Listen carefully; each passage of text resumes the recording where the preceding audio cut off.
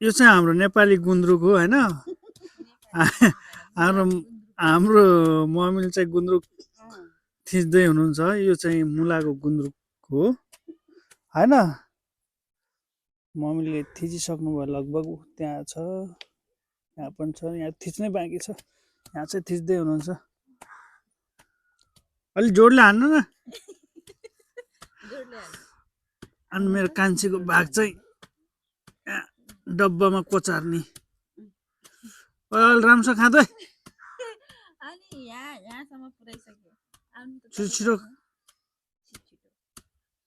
अमिलो हुनुपर्छ नि फेरि ल चाखेर हेर्नु न प्योर अमिलो हुन्छ A1 अमिलो हुन्छ ल खाइ हेर्नु पर्यो नि त कति दिनमा खानुहुन्छ कति दिनमा खान मिल्छ यो तपाईलाई थाहा होला नि मलाई थाहा नि तिमीहरू बनाउने अमिलो हुने मान्छेलाई त थाहा हुनु पर्यो नि त धेरै कुरा नै छिटो बनाउनु दा